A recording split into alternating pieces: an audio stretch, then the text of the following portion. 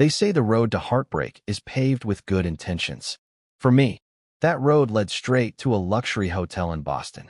What was supposed to be a spontaneous and heartfelt family visit quickly unraveled into a memory I'll never forget, and not for the reasons I'd hoped. My name is Michael Anderson, just M to my close friends. I'm 50, a father of two, and until recently, thought I had a stable marriage of nearly 20 years to my wife, Rebecca. We have a teenage son, Curtis, who just turned 15 and already towers over me, and our little sunshine Sophie, 10 years old, who still believes her dad can do no wrong. The Wednesday morning that changed everything started like any other when Rebecca was away for work. I was scrambling to get the kids fed and out the door, Curtis glued to his phone, Sophie lazily pushing her cereal around the bowl, and me clinging to coffee like it was oxygen. Rebecca had been gone for 3 days already on a week-long consulting trip in Boston, the longest she'd been away. I missed her. The kids missed her more. And that's when an idea struck me. What if we turned the tables and surprised her? As I watched Sophie frown into her Cheerios, I said casually, "Hey, what if we flew to Boston to see Mom this weekend?" Her eyes lit up instantly. "Really? You mean just show up?" Curtis finally looked up from his screen and gave a slight nod. "That actually sounds cool." That was all the encouragement I needed. By lunchtime, I'd shifted my work schedule, informed the school, and booked 3 plane tickets. Rebecca would never see it coming. I imagined her opening the door and bursting into tears of joy. It felt like the perfect plan, or so I thought. I tried calling Rebecca that morning before finalizing the tickets. Straight to voicemail. Not entirely out of the ordinary. Her consulting gigs often had packed schedules, but still, it lingered in the back of my mind. I sent a quick text. "Miss you. Kids are asking when you'll be back. Love you." No response. Later that evening, while packing our bags, I tried again. Still nothing. A quiet knot formed in my gut, but I brushed it off. Boston was buzzing with a huge industry convention. She was probably just swamped. After all, Rebecca was a rising star in her field, brilliant, confident, and relentless. This trip was supposed to be a big deal. That night, as I tucked Sophie in, she hugged her favorite stuffed bunny close and whispered, "Do you think Mommy's gonna cry when she sees us?" I smiled and kissed her forehead. "Maybe. I think she'll be really happy." I believed that. Or at least I wanted to. The flight to Boston was uneventful but heavy. Curtis buried himself in music. Sophie kept talking about how surprised her mom would be, and I sat between them, checking my phone every few minutes. Still no replies. I tried again at the gate. This time, a delivery notification from the previous message popped up, but there was no answer. "Dad, why are you checking your phone so much?" Curtis asked, eyeing me over his headphones. "Just making sure the rental car's ready." I lied. When we landed at Logan, I made one last attempt. It rang this time, but no one picked up.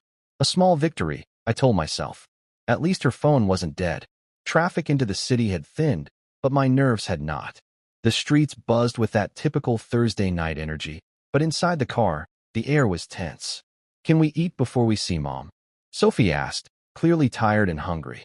"We'll head to the hotel first," I replied, gripping the wheel. "Maybe Mom can join us for dinner." The closer we got to her hotel, the Marriott, the tighter my chest became. I tried calling again. It rang. No answer. Inside, the lobby was upscale, as expected. Rebecca always stayed at the best spots when her company paid. Marble floors. Dim, elegant lighting. Plush couches. Curtis looked mildly impressed. Sophie's eyes were wide. "You two wait here," I told them gently. "Let me find out what room she's in." They nodded, oblivious to my nerves as I headed to the front desk. The receptionist greeted me with a practiced smile. "I'm checking in," I said, voice calm. "Also trying to reach my wife, Rebecca Anderson. She's staying here." Her fingers danced across the keyboard. "Yes, she is. Would you like me to call her room?" "Yes, please." Relief crept in. At least she was here. The call rang through. Then silence. A frown. No answer. "Could you try again?" I asked, heart pounding. She tried. Same result. Still no answer. "Would you like to leave a message?" "No. That's all right," I replied. "We'll just check in for now. It's supposed to be a surprise visit." The woman nodded but hesitated. Just a flicker, quickly hidden. "All right, I'll get you checked in." Moments later, she handed over our keys. "You're in 732. Mrs. Anderson is in 718. Same floor." I asked, surprised. Yes, just a few doors down. Then, she added, almost as an afterthought, but not quite. It looks like Mrs. Anderson checked in with a +1. The world stopped. What do you mean? I asked, trying to keep my voice even. She stiffened. I shouldn't have said that. It just shows 2 guests on the room reservation. I nodded slowly. Probably a colleague. Company cuts costs by sharing rooms sometimes. But I knew that was a lie. Her company never did that. Ever. I walked back toward my kids, keys in hand, smile painted on my face.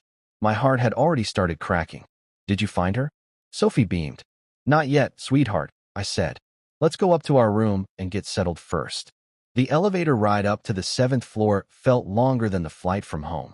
Sophie hummed beside me, still giddy. Curtis watched me closely, sensing something was off, but choosing silence, for now. Our room was comfortable, typical high-end decor. I dropped the bags, told the kids to freshen up, and quietly slipped into the hallway with one goal: find room 718. Each step toward Rebecca's room felt heavier than the last. My stomach churned as I reached the door. I hesitated, then knocked. No answer. I knocked again, louder this time. Still nothing, except for faint music and muffled voices. Then a laugh. Cold washed over me. I took out my phone and sent a message. I'm outside your hotel door. Open up. Inside, the sound stopped. Silence. Then shuffling. The door creaked open slowly. Rebecca stood in the doorway, wrapped in a hotel robe, her hair tousled, cheeks flushed. Her expression ran a marathon. Confusion, panic, then irritation. Jason, what are you doing here? She whispered harshly, stepping out and trying to close the door behind her. I stared at her. Surprise, I said, voice flat. The kids and I flew out to see you. Her eyes widened. They're here? At the hotel. In our room. A few doors down. She looked back toward her room. Her hand ran through her hair. Mike, you should have called first. I did, I snapped. Several times. Left messages. Sent texts. She didn't respond. I folded my arms. So, who's in your room, Becca? She flinched. It's not what you think. No? Because I'm thinking my wife is in a bathrobe with a man inside her hotel room. A voice cut through from inside. Becca? Everything all right? The door opened wider. A man stepped out, tall, mid-40s, shirt half-buttoned. Who the hell are you? I asked, quietly but intensely. He looked from Rebecca to me. I'm Trevor, from the Chicago office. He held out a hand, then pulled it back. I didn't know she was married. That hit harder than any punch. I turned to Rebecca. You told him you were single? She couldn't meet my eyes. Can we not do this in the hallway? She whispered. Trevor, maybe you should. Yeah, Trevor, I growled. Maybe you should go. Trevor raised his hands and grabbed his coat. I'm gone. Sorry. I had no idea. He walked away, disappearing around the corner. Now it was just us. 17 years, Becca, I said quietly. And you're sneaking around with coworkers on work trips? It's not like that. Then what is it like? I asked. Because our kids flew across the country to surprise you. And this is what we find. She looked away. You should have called. I stared at her, stunned. This is somehow my fault. For not warning you before catching you cheating. Lower your voice, she hissed, eyes darting down the hall. The kids. Sophie has been bouncing off the walls all day just to see you. What are you going to tell her? Rebecca looked pained. Give me 5 minutes. I'll change and come over. I paused. How long has this been going on? Her voice cracked. It was just a one-time mistake. But Trevor's words echoed in my mind. I didn't know she was married. This wasn't a one-time thing. It was a decision. The walk back to our room felt like trudging through thick mud. Every step was an effort, my thoughts spiraling with disbelief and hurt. How was I supposed to look my children in the eye after what I'd just seen?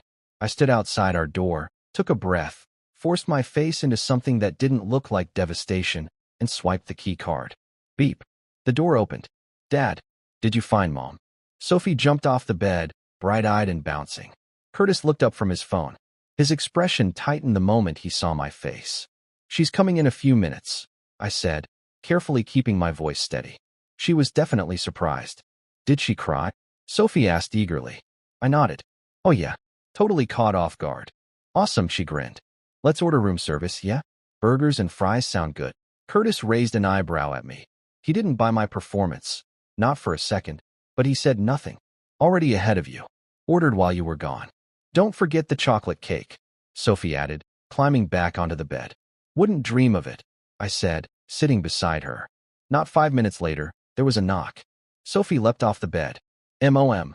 Before I could react, she swung the door open and threw herself into Rebecca's arms.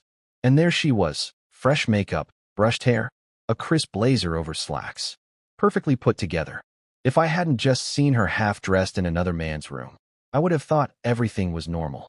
Hi, sweetheart, she said, hugging Sophie tightly. What a surprise. Her eyes met mine over our daughter's shoulder. A silent plea passed between us. Please play along. Hey, Mom, Curtis said dryly. His voice was guarded, his posture distant. Rebecca approached him and kissed the top of his head. You've grown since I left. It's been a week, Mom, he muttered. A silence followed, only broken by Sophie excitedly telling Rebecca about the flight, the snacks, the view from the plane window. Rebecca listened and nodded like everything was fine, like nothing had happened. Dad said we could all have dinner together. Room service is coming, Sophie said. Rebecca smiled, just barely. That sounds lovely, but I actually have a work dinner tonight. Big clients. I almost laughed, but it came out as a cough. Sophie's face dropped. But we came all this way to see you. I know, honey, and I'm so happy you did. Tomorrow, I'm all yours, okay? We'll explore Boston. Just us. Rebecca looked at me. Can I speak to you for a second? In the hallway. Curtis rolled his eyes. Real subtle, Mom. Still, I followed her out, closing the door behind me, but leaving it cracked, just in case. A client dinner? I asked once we were alone. That's the excuse you're going with. She kept her tone cool. It's true. Important account. Trevor's not going to be there. I'm supposed to believe that. I need this deal, Mike. It's huge for the firm. Millions. I shook my head. Is that what matters most right now? Your job? No. I mean, yes, but not more than our family. I'm just trying to hold on to what I can. You should have thought of that before sneaking around, I said. Our daughter spent the whole week picking the perfect gift for you. Curtis actually looked up from his phone to help me plan the trip. You think this is something they'll just forget? Her eyes shimmered. I made a huge mistake. But please don't tell the kids. Not yet. I stared at her. You want me to lie for you? While you're off whining and dining with clients, pretending like this didn't happen. Just one night, she pleaded. Tomorrow, I'll explain everything. Just give me this. I looked away, barely holding it together. Go to your dinner, I said bitterly. I'll take care of the kids. What are you going to tell them? I haven't decided, I said. But unlike you, I won't lie. Back inside the room, Sophie was bouncing excitedly on the bed. Is Mom coming to dinner with us? I forced a smile. Not tonight, sweetheart. She's got an important work thing she can't miss. Her face fell, and that small flicker of disappointment pierced right through me. But we came all this way just for her. I know, I said gently, sitting beside her and pulling her close. And she was really surprised. She just has to wrap up something tonight. But guess what? Tomorrow, she's all ours. Across the room, Curtis was silent. Watching. Processing. Where's she going? He asked, voice quiet but sharp. A client dinner. I replied, the lie catching in my throat like barbed wire. Uh-huh. He muttered, looking back at his phone. Sophie, always the optimist, bounced back. Can we go to the harbor tonight? My friend Emma said there are lights and boats, and it looks magical. That hopeful spark in her eyes. How could I say no? Sure, I said. Let's finish dinner and go check it out. Sweet. She grabbed a fry from the tray. This is still the best surprise ever, Dad. I glanced over at Curtis, who gave me a look, one that said we both know it's not, and raised an eyebrow. I gave a subtle shake of my head. Later, he nodded in return, mature beyond his years. That evening, we walked along the harbor, Sophie skipping ahead and pointing out every boat like it was a treasure. The city lights reflected off the water, glittering like nothing had gone wrong. Curtis eventually stepped beside me. Quiet. Then he spoke. She's cheating, isn't she? I almost tripped. Curtis, just be straight with me, Dad. I'm not a little kid. I sighed. Looked at him. Tall. Calm. Direct. Yes, I said quietly. I think she is. He was silent for a moment. Then, I figured. She's been different since she took this job. Always on her phone. Trips. Late nights. I stared at the water. You noticed all that? Yeah, he said. I think you did too. You just didn't want to believe it. He was right. I didn't want to. I'd made excuses. Looked the other way. Held on to the illusion. Ahead of us, Sophie waved. Dad, Curtis, come look at this boat. It's huge. Be right there, sweetie. I called back. Curtis glanced at her. Don't tell her yet. She still thinks Mom's perfect. I won't, I promised. Not until she needs to know. Curtis surprised me then, leaned gently against my side. A quiet act of support I hadn't expected. We'll be okay, Dad, he said. You, me, and Sophie. We'll get through this. His words hit me like a tidal wave. I didn't deserve this kid. But he was right. Somehow we would. By the time we returned to the hotel, Sophie was half asleep in my arms, completely worn out from all the excitement. Curtis walked beside me, silent, thoughtful. The earlier conversation still hung in the air between us, like a fog we couldn't quite shake off. I'm tired, Daddy, Sophie mumbled, her voice soft against my shoulder. I know, sweetheart. We'll get you tucked in soon, I said, pressing the elevator button and bracing myself for whatever came next. When the doors opened on our floor, my heart sank. Rebecca was standing there, arms crossed, foot tapping, face full of irritation. But when she saw Sophie in my arms, something shifted in her expression, concern, maybe even guilt. Where were you? She asked sharply. I've been calling for hours. We went to the harbor, I replied, keeping my tone even. Left my phone in the room. Curtis didn't say a word. He brushed past her, swiped the key card, and disappeared into our room without a glance in her direction. Rebecca watched him go. What's his problem? I gave her a hard look. What do you think? She leaned in, voice low. What did you tell him? The truth, I said. He asked. I answered. Her eyes widened. You had no right to do that without talking to me first. Keep your voice down, I warned, nodding towards Sophie, whose head rested against my shoulder. And yes, I did. You gave up your say when you chose to betray us. She recoiled like I'd slapped her. Please, Mike. Can we talk rationally? Not in front of the kids. How was dinner? I asked coldly. Land a client? Her lips tightened. Yes. The account's secured. Great. I said, bitterness in every syllable. At least one thing worked out for you tonight. That's not fair. No. I interrupted, walking past her. Fair? Our son now sees you differently. Our daughter is going to figure it out soon. Nothing about this is fair, Becca. Inside the room, I gently laid Sophie on the bed and began helping her into pajamas. Curtis sat on his bed, headphones on, staring at the wall. When Rebecca entered, he didn't look up. Not once. Night, baby girl, I whispered, tucking Sophie in and kissing her forehead. Night, Daddy. Night, Mommy, she murmured, already fading into sleep.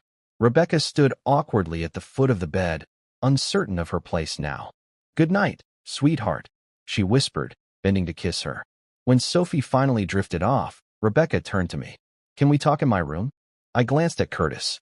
Will you be okay for a few minutes? He pulled off one headphone. I'm fine. Go. His voice was flat, cold. Rebecca flinched, but said nothing. I followed her into the hallway, then into her room, the same one I'd stood outside earlier, heart breaking behind a hotel door. It had been cleaned, reset, like nothing ever happened. But the betrayal still lingered like smoke in the air. Inside her room, everything looked pristine. Bedmate. Lights dimmed. No sign of the chaos from earlier. No man's shirt on the floor. No misplaced wine glasses. Housekeeping had done its job.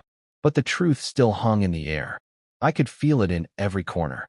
Rebecca sat on the edge of the bed, hands clasped tightly in her lap. Her polished exterior was finally cracking.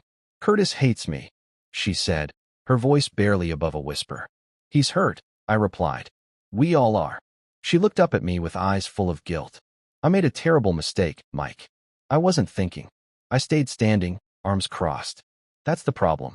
You weren't thinking about us. About your family. Just yourself. She stood and started pacing. I don't even know how it happened. It started slow, flirting at a conference in Chicago. Then texts. Calls. When I saw Trevor this week, it just happened. Just happened. I scoffed. That's how you're explaining it. I didn't plan it. I swear. I stepped away from the wall, closer now, needing to look her in the eye. So you accidentally invited him into your room? Just stumbled into his arms. It was only Trevor. And only 3 times. It wasn't some affair, Mike. It was a stupid, selfish moment I didn't think through. 3 times is a pattern, I said coldly. Not an accident. Her shoulders slumped. I know that now. But I don't want to lose everything over this. You already have, I said, and the words hung there between us, like a bell that had been rung too loud. She wiped her eyes, trembling. We've been drifting for a while. You've been busy with work, the kids. I felt invisible. I stared at her in disbelief. So your answer was to cheat? I felt neglected. Like I wasn't even a woman anymore. Just part of the routine. And I felt like I was holding this whole family together by my fingertips, I said, voice rising. But I never stepped out. Never once crossed a line. I'm sorry, she whispered. More than you can imagine. I shook my head. Are you sorry you betrayed us? Or just sorry you got caught? She looked down. I turned toward the door. I'm taking the kids home tomorrow. First flight out. Mike, please, she said, rushing toward me. We can fix this. Counseling. A fresh start. Anything. I'll do anything. I stopped, hand on the doorknob. I don't know if I can ever trust you again, Becca. And without trust, what do we even have? She crumbled back onto the bed, tears finally spilling. I opened the door, then paused. Sophie's going to have questions. Real ones. And I won't lie to her. Then I walked out, closing the door behind me. Not just to the room, but maybe to everything we had built together. The next morning, the airport felt unusually quiet, even though it was packed. Sophie clung to me sleepily, while Curtis rolled our suitcase ahead without a word. She had no idea what had truly happened. Just knew Mom wasn't flying back with us. Why can't Mommy come home too? She asked for the third time. I kept my tone soft. She has to finish some important work, sweetheart. But she'll be back in a few days. Another lie. And I hated myself for it. But I wasn't ready to shatter her world yet. Not today. Rebecca showed up at the gate just before boarding, face puffy from crying. Sophie ran to hug her, confused but happy. Curtis didn't move. When Rebecca opened her arms to him, he gave her a stiff, one-armed hug, then turned and walked toward the plane. No words. No goodbye. Just distance. As the plane took off, I looked out the window, trying to make sense of what came next. My heart was still broken, but a strange kind of clarity had taken root. We were heading home, but nothing about home would be the same. Curtis sat beside me, earbuds in. Then he pulled one out. You okay, Dad? His question caught me off guard. I nodded slowly. I will be. He looked at me with something new in his eyes. Not just sympathy, respect. Like he saw me differently now. Like he knew I wasn't just his dad, but a man who got hurt and stood back up. Is Mom coming back? She'll come back to the house, yeah? But things are going to be different. Divorce? Maybe, I admitted. We're still figuring it out. But no matter what happens, we love you and Sophie. That doesn't change. He didn't answer right away. Then he said, we deserve better. All of us. I wanted to cry hearing that. Not because he was wrong, but because he was right. Weeks passed. Rebecca and I sat across from one another at our kitchen table again. This time, a stack of divorce papers between us. No yelling. No fighting. Just two people finally accepting the truth. She'd moved into a small apartment downtown. Curtis still barely looked at her. Sophie had begun asking more questions, and I answered as gently as I could. I never wanted this, Rebecca whispered, pen in hand. Neither did I replied. But here we are. She looked up.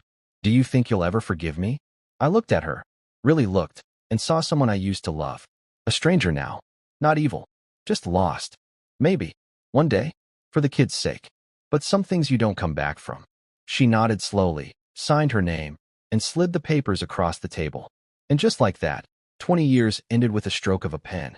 As she left, I felt something strange, peace. The pain hadn't vanished, but the weight of pretending was gone. And in its place, hope.